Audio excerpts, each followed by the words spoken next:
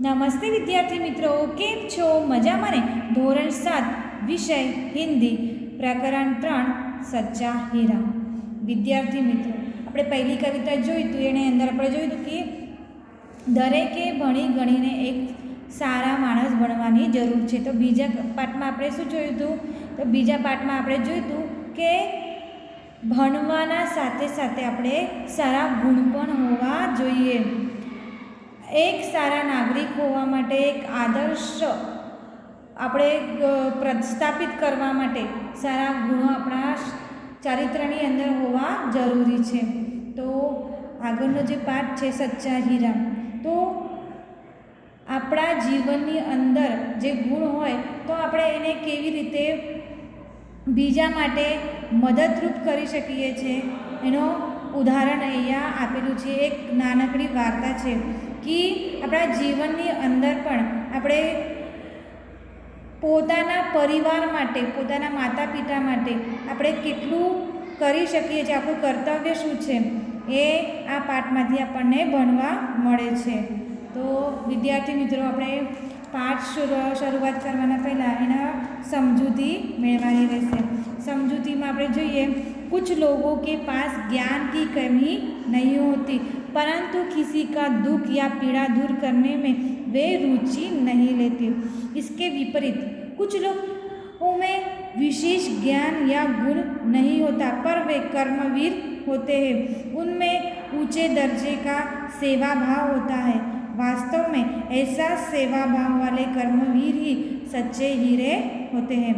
सच्चा हीरा उसी व्यक्ति को कहा जा सकता है जो अपने ज्ञान और गुण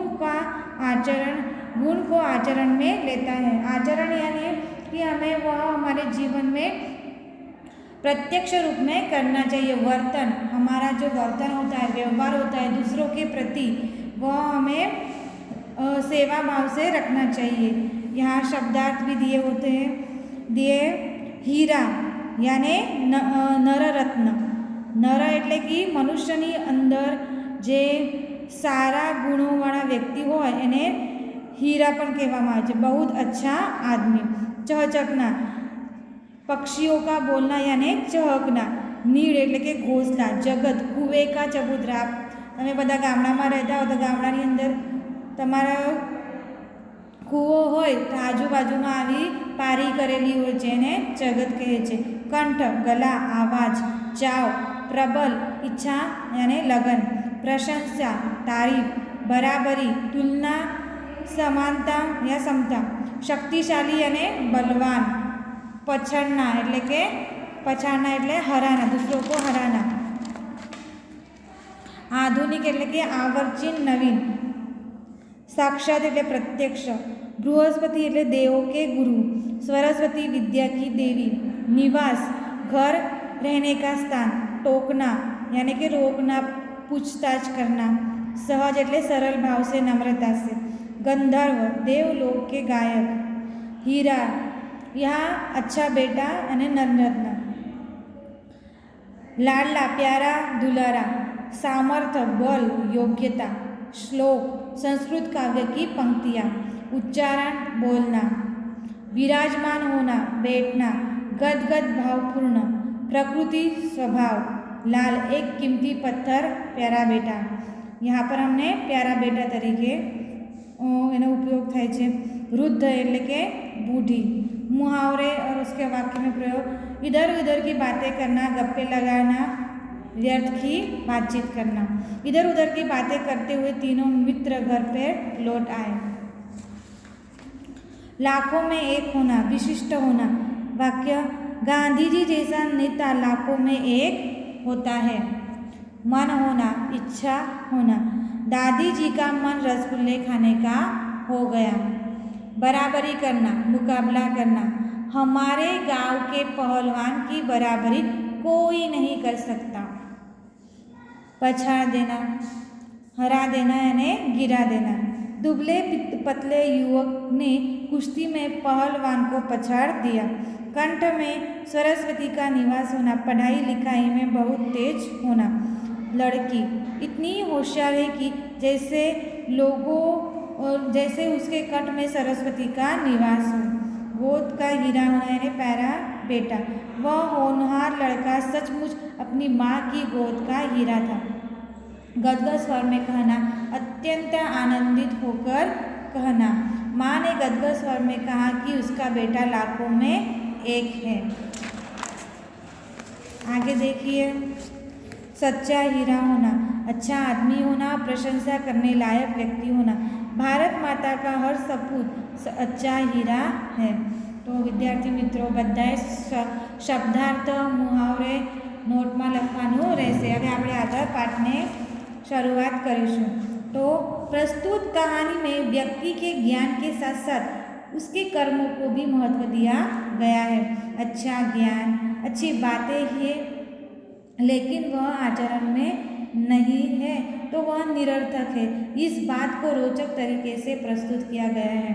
विद्यार्थी मित्रों આપણે જાણીએ છીએ ઘણા જે બાળકો હોય અથવા ઘણા જે વ્યક્તિ હોય છે બહુ મોટી મોટી વાતો કરતા હોય છે, બહુ પ્રશંસા કરતા હોય છે બીજાની, પરંતુ પોતાની પણ ઘણી પ્રશંસા કરતા, પરંતુ જ્યારે એ વાત પોતાની આચરણમાં, પોતાની વ્યવહારની અંદર, પોતાની વર્તનની અંદર નથી લાવતા ત્યારે આપણે જાણીએ છીએ કે કેવા હાસ્ય તરીકે આપણે બનતા હોઈએ છીએ।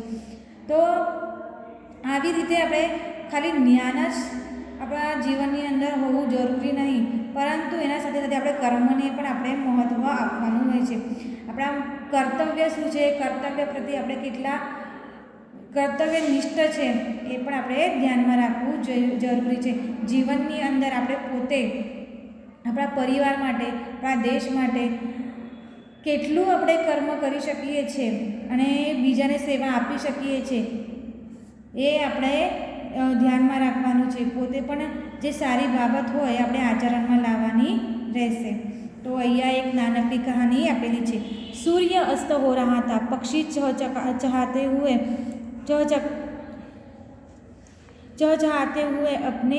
अपने नीड़ की ओर जा रहे थे। गांव की कुछ स्त्रियां पानी लेने के लिए घड़े लेकर कुएं की ओर चल पड़ी।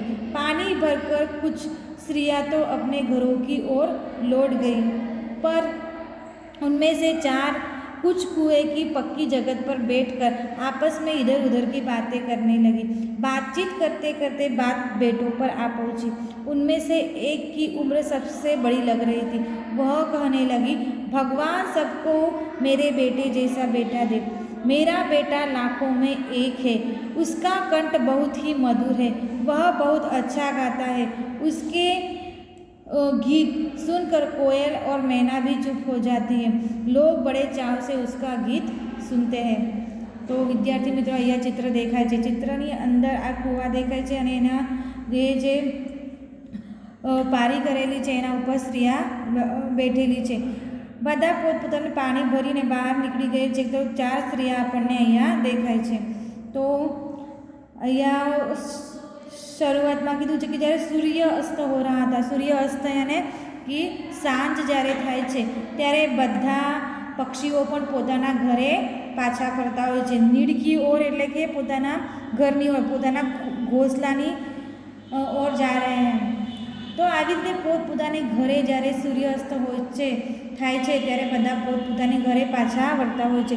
गाँव की कुछ स्त्रियाँ पानी लेने के लिए घड़े लेकर कुएं की ओर चल पड़ी है। तो બધા પાણી લેવા માટે કુવાના જોડે જાય છે। ત્યારે બધા સ્ત્રીયા પોતપોતાના ઘરે પાણી લઈને પાછી ફરતી હોય છે। તો ચાર સ્ત્રીયા આપણને અહીંયા દેખાય છે, જે ચાર અહીંયા રોકાયેલી હોય છે અને પોતે વાત કરવા લાગે છે। વાતો કરતાં કરતાં બધાની જે વાતો છે પોતાના દીકરા ઉપર આવી જાય છે, પોતાના છોકરા ઉપર આવી જાય છે અને એ કહે છે કે એક જે હતી, જે સૌથી વધારે ઉંમરવાળી સ્ત્રી હતી, વૃદ્ધ સ્ત્રી હતી, એ કહે છે કે મારા છોકરા જેવો છોકરો આ દુનિયાની અંદર છે નહીં, મારો છોકરો જે છે એ લાખોમાં એક છે।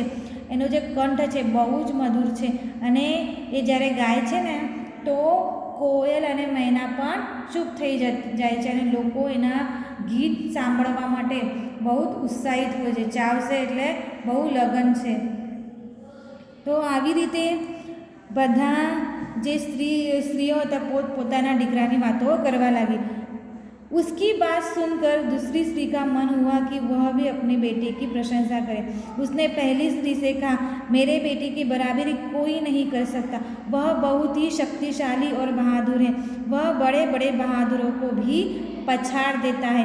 वह आधुनिक युग का भीम है। यह सब सुनकर तीसरी औरत भला कैसे चुप रह जाती। वह बोली, मेरा बेटा साक्षात बृहस्पति का अवतार है।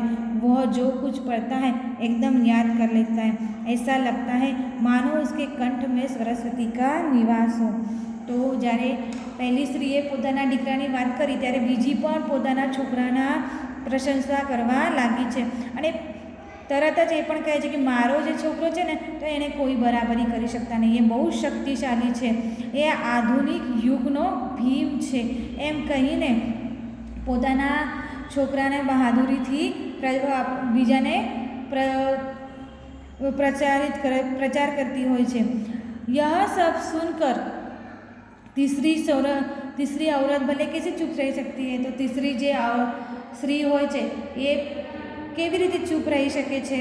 તો એ પણ પોતે પોતાના છોકરાની પ્રશંસા કરવા લાગે છે અને કહે છે કે મારો જે છોકરો છે ને એ તો બૃહસ્પતિ કા અવતાર है। બૃહસ્પતિ એટલે દેવો કે દેવ, તો દેવો કે ગુરુ।